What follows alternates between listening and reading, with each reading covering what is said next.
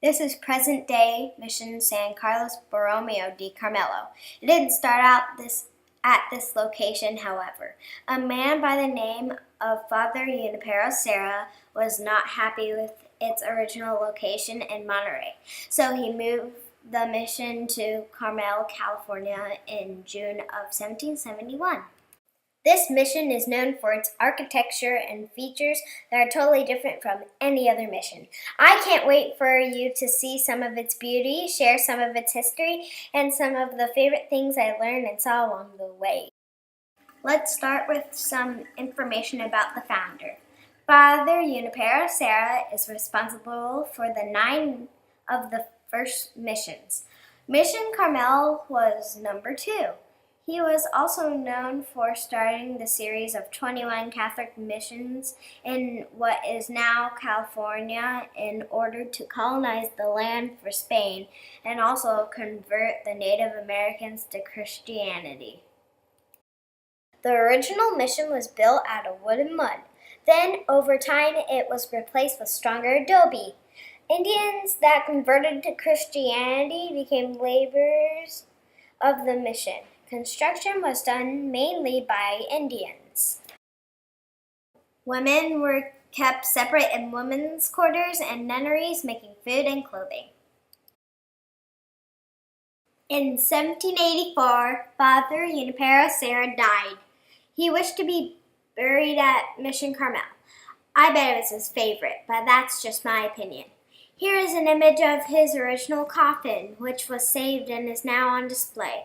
His body was eventually moved to its current location at the foot of the altar.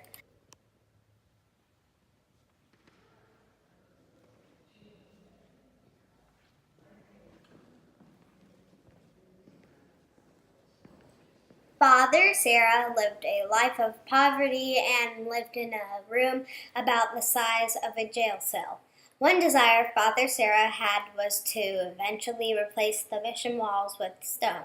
After his death, a man by the name of Father Firmin Lasson continued his work and vision. In 1795, he began converting the mission into a stone structure using sandstone from the Santa Lucia mountain range.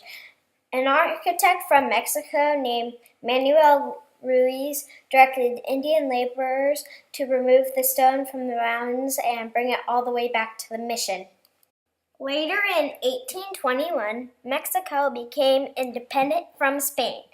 Alta California immediately became a part of Mexico.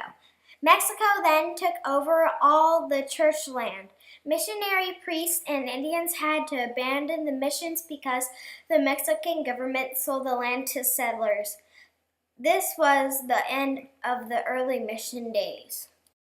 For 30 years, settlers took things from the missions to build their own houses, including tiles from the roof. This eventually caused the ceiling to cave in.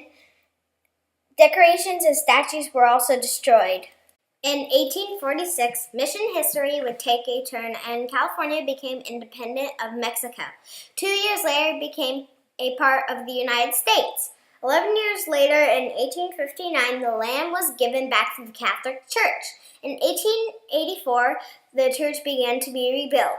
In 1933, Mr. Harry Downey was put in charge of restoring the mission.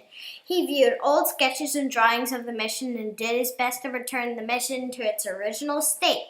There is even a special museum of tools used by Downey and the workers from the mission. Because of all that Mr. Downey did, Mission Carmel is considered the best restored mission in California and has been called a National Historic Landmark. Mission Carmel is different because it has 2 towers. It has a total of 9 bells. Each bell has a name and was made in a different place in the world. Historians believe that the 9 bells may have represented the 9 missions started by Father Serra. In 1961, Pope John XXIII recognized the Carmel mission and gave it the name Basilica. What exactly is a basilica, you might ask? A basilica is a very important church where special ceremonial rites are performed. The mission had a second visit from Pope John Paul II in 1987. While visiting, he gave a talk on spreading one's faith. He explained how Father Junipero Serra made this his life goal. During his visit, he placed a wreath on his grave.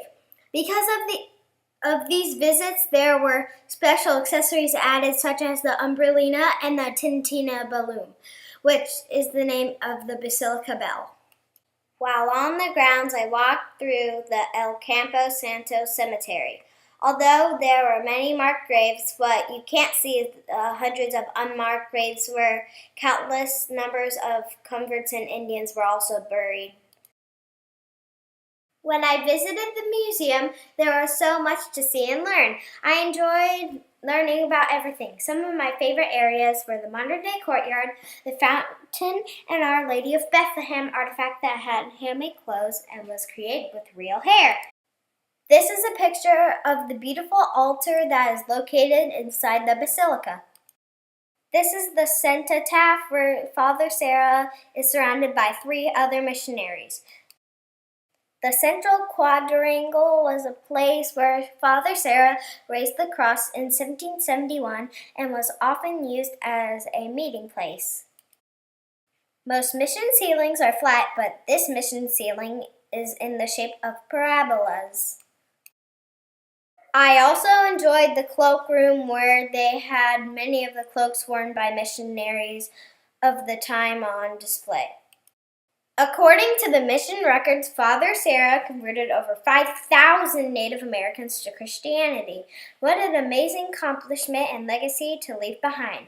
Just like Father Serra, Mission Carmel remains an important place and piece of the history of California today.